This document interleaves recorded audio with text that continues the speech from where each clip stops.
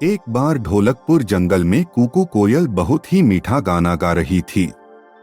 मैं हूँ कुकू कोयल, गाती हूँ सुंदर मीठा मीठा गाना। तुम सब भी सुनकर आ जाना, आ जाना, आ जाना।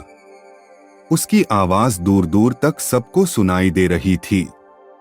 तभी उसकी आवाज सुनकर एक जादूगर वहां आता है और उससे कहता है, वाह कुकू कोयल, तुम्हारी आवाज तो बहुत मीठी है, बिल्कुल खरा सोना है। सोना? हाँ। तभी जादूगर आबरा का डाबरा बोलता और कुकू कोयल से कहता है, तुम अब से जब भी गाना गाओगी और गाते समय अगर तुम्हारे मुंह से एक भी बूंद पानी की नीचे गिर गई तो वो बूंद सोने में बदल जाएगी। लेकिन तुम्हें एक बात का हमेशा ख्याल रखना होगा कि तुम कभी ऐसे लोगों के सामने नहीं गाना जो तुमको किसी भी तरह से नुकसान पहुंचाएं। ऐसा बोलने के बाद जादूगर वहां से चला जाता है। इधर कुकू कोयल फिर से गाना गाने लगती है। तभी वहां पर चंपा लोमड़ी आती है और वो कुकू कोयल का गाना सुनने लगती है। गाना गाते गाते कुकू कोयल के मुहर से पानी गिरता है। पानी के नीचे गिरते ही वो सोने में बदल जाता है। चंपा लोमड़ी अपने सामने सोना देखकर बहुत खुश हो जाती है और झट से सोना उठाती है। फिर वहां से बहुत तेज दौड़ लगाते हुए अपने घर पहुंचती है। इधर कुकू कोयल गाना गाती रहती है। तभी वहां पर एक शिकारी आता है। शिकारी पेड़ के नीचे बैठकर कुकू कोयल का गाना सुनने लगता है। कुकू कोयल गाना गा ही रही थी कि फिर से उसके मुहर से पानी नीचे गिरता है। मुहर का पानी नीचे पहुंचते ही सोने में बदल जाता है। अपने सामने शिकारी सोना देखकर बहुत खुश हो जाता है। वो झट से उसे उठा लेता है। तभी शिकारी फिर देखता है कि ऊपर से पानी की एक और बूंद गिरी जो सोने में बदल गई। शिकारी फिर खुश होता है और उसे भी अपने पास रख लेता है। ऐसे करते हुए कई बूंदें ऊपर से नीचे गिरती है जो सोने में बदलती जाती है। शिकारी मन में सोचता कि शायद आसमान से सोने की बारिश हो रही है और ये सोचते हुए वो एक एक करके सोना उठाता जाता है। तभी शिकारी की नजर गाना गा रही कुकू कोयल पर जाती है और वो देखता है कि ये सोने वाला पानी तो कुकू कोयल के मुहर से निकल रहा।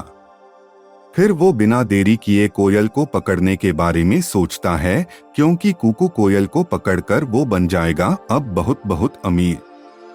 इधर कुकू कोयल गाना गाने में इतना खो जाती है कि उसे इस बात का भी ध्यान नहीं रहता कि उसके आसपास कौन है। फिर शिकारी बहुत धीरे से अपना जाल फेंकता है और कुकू कोयल को पकड़ लेता है। जाल में फंसते ही कुकू कोयल कहती है, धत्तेरी की ये क्या कर बैठी मैं। जादूगर ने कहा भी था मुझसे कि आपने आसपास के लोगों से बचकर रहना। अब देखो मैंने अपनी लापरवाही के चक्कर में क्या कर लिया, जाल में फंस गई। इधर कुकू कोयल को ले जाते हुए शिकारी अपने मन में सोचता है कि क्यों न इस कोयल को राजा को ही दे दूं।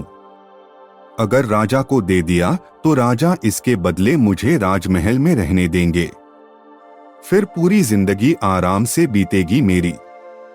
हाँ, यही सही रहेगा। ऐसा सोचते हुए शिकारी राजा के पास पहुंचता है और उसे सारी बात बताता है। राजा कोयल को लेने और उसके बदले शिकारी को अपने राज्य महल में रहने देने की बात मान जाता है।